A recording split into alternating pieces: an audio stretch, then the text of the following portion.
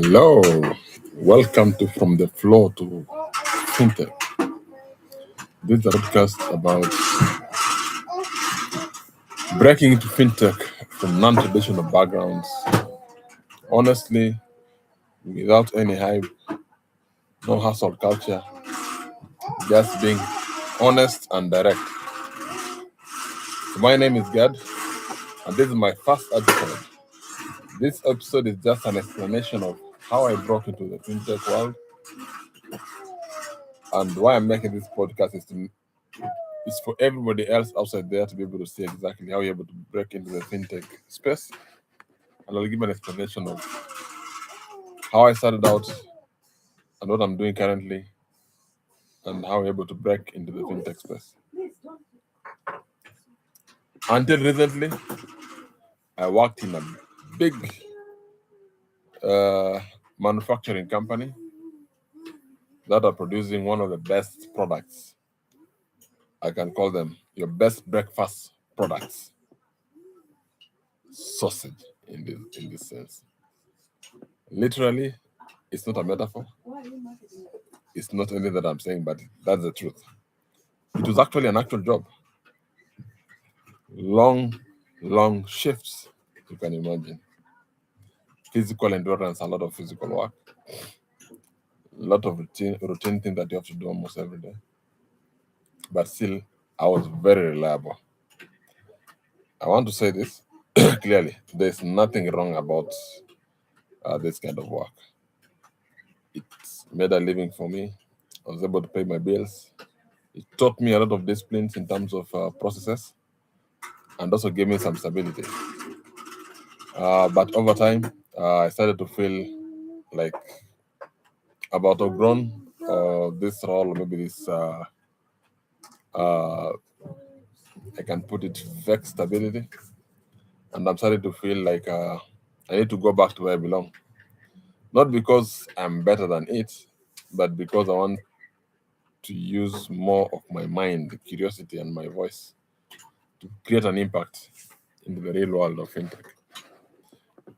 So for a long time, I didn't act um, on that feeling, but part of me, or maybe part of it, was maybe more of fear, if I can say so, or fear of failing, or fear of starting again, you know. But a bigger part of it was guilt, if I can put it that way, you know. Especially being in a space where you are not really familiar with and you really want to break into this space. Sometimes there's some bit of guilt that comes with it that you're not able to explain literally. But now I feel like living that stability or maybe that stable space really meant being not really ungrateful, but like wanting more for myself, which is by all means the very right thing for me to do as a person. And if you ever thought for yourself that you need to do something, or if you ever thought that it should be ungrateful for you to do anything, while you quietly feel stuck in a place, you'll understand that tension.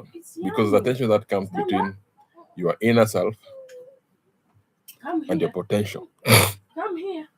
And at all times, the potential always wins. Because you cannot suppress what is actually in you and what is actually trying to take you to one place to the next. So that is always come key. So people might ask me why fintech. I just didn't wake up one day and be passionate about fintech.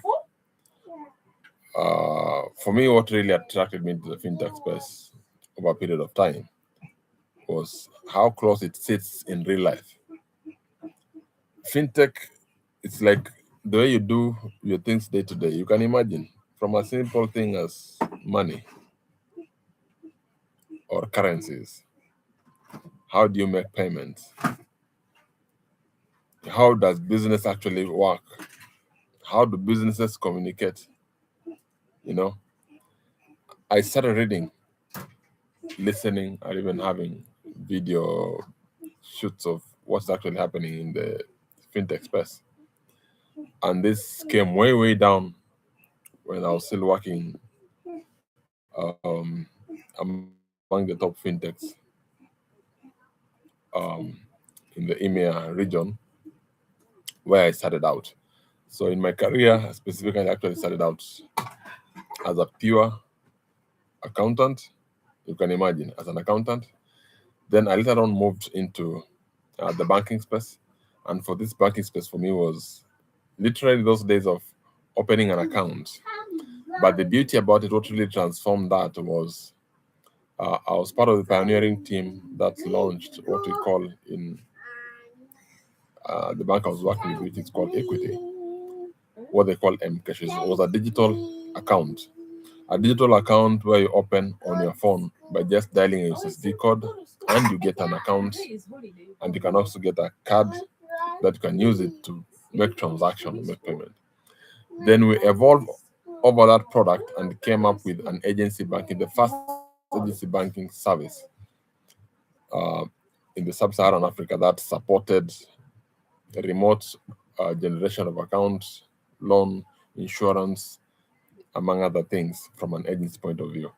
And I built up a robust agency network spanning across almost 5,000 within my region. Beautiful transactions, beautiful number of customers coming in, fantastic agents trained on how to use their machines from POSs to mobile phones that they're using for origination of accounts and taking KYCs. That was beautiful. Then, interestingly, I had to make a switch. And this switch didn't just happen again. Interestingly, I moved from bank or maybe card acquiring within the banking space and into what we call mobile money, the first mobile money merchant. And this first mobile money merchant was actually with a startup fintech that has also overgrown over a period of time currently as we speak. And they're doing now a lot of embedded lending. But we started out with mobile money merchants where they're actually accepting payments from customers using a SIM card. You can imagine just a literally SIM card with a number, let's say 123. A customer can go in, type the number, send the money, and it gets paid. So that's currently a big thing or a big phenomena happening in Africa and specifically in Kenya, which transformed to other part of the African countries where now merchants are accepting payments from SIM card using a number, specific number. That became popular. We moved from that, we started doing lending, short-term lending to merchants for working capital, which also really made a lot of transformation. So you can see that journey really transformed from back then. Then I moved into the mobile banking space now. Mobile banking space now, I was now spearheading product execution, supporting commercial growth, business growth, and even leading P&L for growing one of the top also fintechs in Africa, where we were having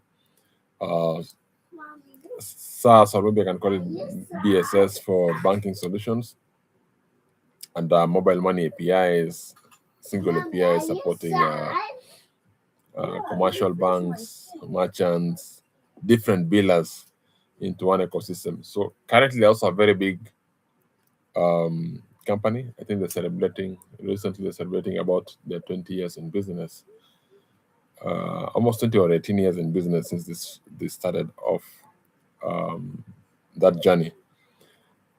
And they've really grown across maybe 36 African countries as we speak. My journey later on transformed. It transformed into the telecoms of this world, the top 500 fortune companies of this world in terms of telecom spaces. I also joined among the top telecoms in Africa.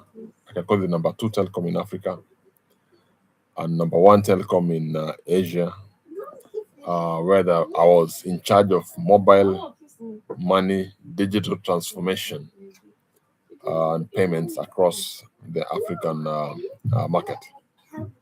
It's a beautiful execution, fantastic layout of work that I did.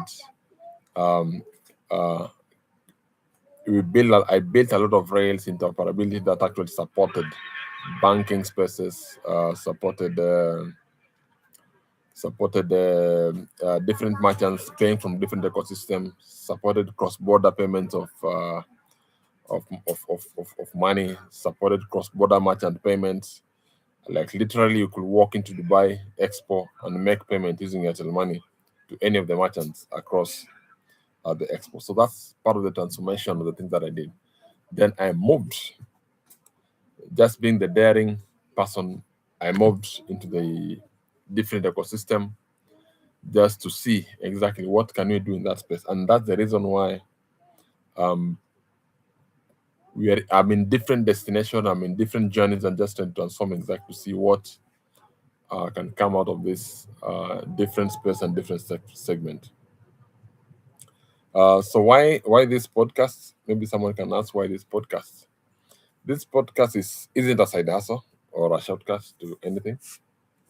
It's a way to lean out and learn out loud. So anybody who is outside there, I want to talk to people who can actually work in fintech.